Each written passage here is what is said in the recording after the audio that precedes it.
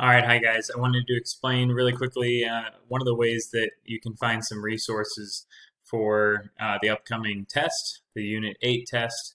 I know it may seem weird that we're starting with the 8th unit. That's just how the book lists it out. So some useful resources for you. So under modules, so if you click on modules under Unit 8, if you scroll down a little ways, there's going to be, it's actually under today's, day 6, so this Friday's material. Unit 8, Chapter 1 through 54 resources.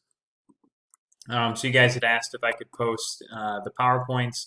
The PowerPoints are posted here.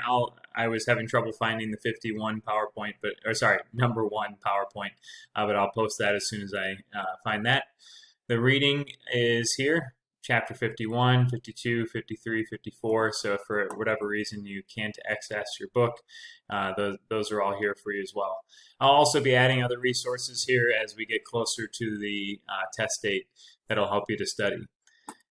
So just a quick rundown of how to find some extra resources.